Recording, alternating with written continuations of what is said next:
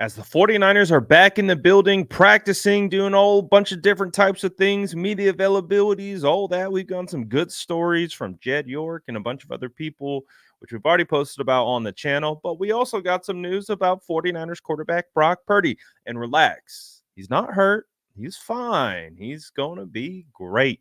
I think he's going to be a little bit happier after today and after we discuss this announcement that we got a little bit earlier in the day from Darren Rovell. So, according to Darren, 49ers Brock Purdy has officially signed a national endorsement deal with Toyota. Now, this is really cool because I know they've already kind of done some work together.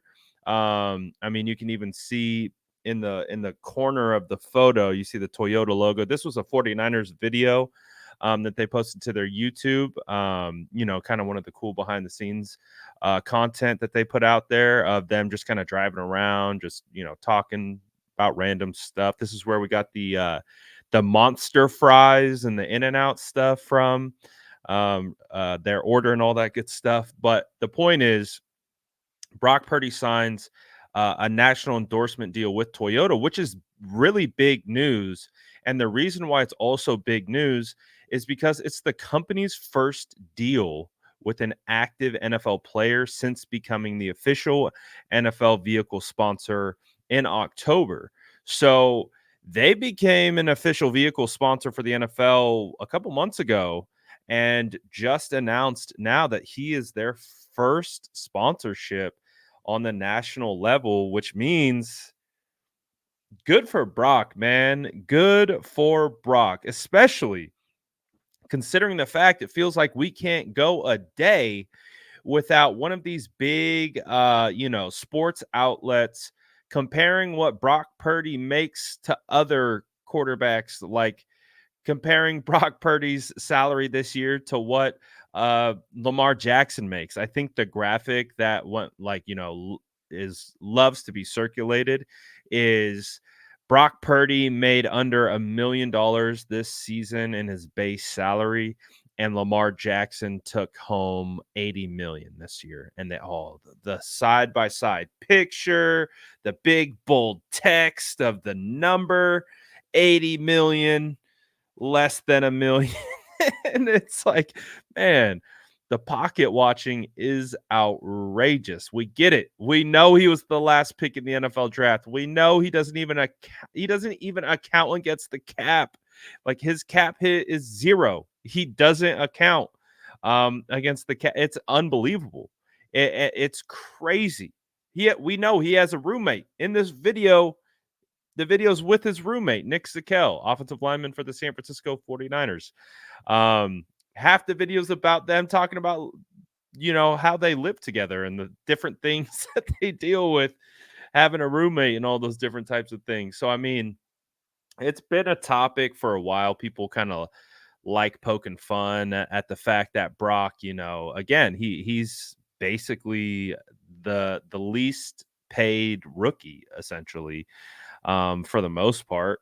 So it's really cool, and it's a great situation for him. Obviously, we don't know the numbers, I don't know the figures, but something tells me that it's going to be a pretty lucrative deal, considering it's their first national endorsement of an NFL player. And right before the Super Bowl. So I can guarantee we're going to see Brock Purdy Super Bowl ads. Brock Purdy will be well represented with Toyota, is my guess, in the next coming week or so. So look for a Brock Purdy Super Bowl ad potentially. I mean, that makes sense, right? Brock's in the Super Bowl, Toyota sponsoring Brock. Toyota's definitely going to have a Super Bowl ad. So put 2 and 2. I bet we see Brock in one of those Super Bowl ads. So we'll see.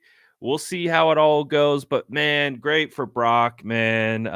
Getting the little bag. I'm sure it's actually not little. I'm sure he got a big bag from Toyota. So it's absolutely great to see him get rewarded for all his hard work and all these different types of things. And, it's just crazy. It's a crazy, crazy ride that he has been on. And again, Jed York, if you missed it earlier, met with local media to kind of talk about He actually provided some insight into this whole situation with Brock, and how he kind of rose to where he is right now today. And it wasn't even meant to be about Brock. It was more so prefaced in the way of Kyle Shanahan being very honest and open and direct and all these different types of things. And Jed York was like, you guys know we traded a whole lot of draft capital and paid a lot of money into Trey Lance to go up and get him.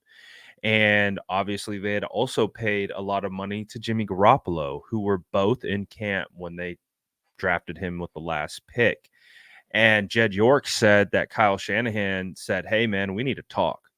And Jed was basically like, "Oh, that's not a good sign. That's not a good sign when your head coach says, whenever anyone says, 'Hey, we need to talk about something,' you're like, 'Oh, okay.'" And so Kyle Shanahan pulls Jed York to the side and he says, "I think," this was after the 2020 training camp, so his rookie training camp. Kyle Shanahan tells Jed York, "I think Brock Purdy is better than Trey Lance and Jimmy Garoppolo." And the point that Jed was trying to make was that that could be something you maybe don't want to tell your owner, when you have invested so much into these other assets, and the guy you picked with the last pick in the draft who counts zero against your cap, um, might be the best quarterback out of all three of them. And again, I think it's just like the whole situation of Kyle seeing it, understanding it, and communicating that to Jed. Jed being open to it. Like, obviously, it wasn't like, oh, we're starting Brock week one. Brock was the third string quarterback throughout the year. They decided, like, clearly they kept three quarterbacks. They kept Brock because he had stood out so much. And so the whole situation and how it all played out of keeping him, get the two injuries, him getting thrust in, and then when he's thrust in, we're like, yeah, he's better than both of them. That's what we said. We were doing the film breakdowns. We did film breakdowns of Dolphins. I remember. I'll never that will be the film breakdown that stood out to me the most. Doing the film breakdown of Brock Purdy against the Dolphins, because I'll be honest with you, like, I knew who Brock was pre-draft. I was scouting some tight ends at Iowa State, and Brock definitely stood out to me. And that's when I started drafting him, in the mock drafts as Mr. Irrelevant. Like, he was my Mr. Irrelevant in all my mock drafts. But I'm not going to sit here and say that, like, I thought he was going to be the next whoever. Like, that was never a thought process. I just like, oh, he's got some zip on the ball. He's good. He's got mobility. You could see it in college. So that's why I was taking him in all my mock drafts, because we knew we needed a backup behind, at the time, Trey Lance and Nate Sudfeld. Jimmy Garoppolo wasn't in the plans at that point. So we knew we needed a practice squad guy and all those different types of things. So again, just the way it all came about, just it's crazy. And that film breakdown against the Dolphins, I'll never forget it, because I was like, dude, this dude's better than Jimmy. Right away, I was like, this dude's better than Jimmy.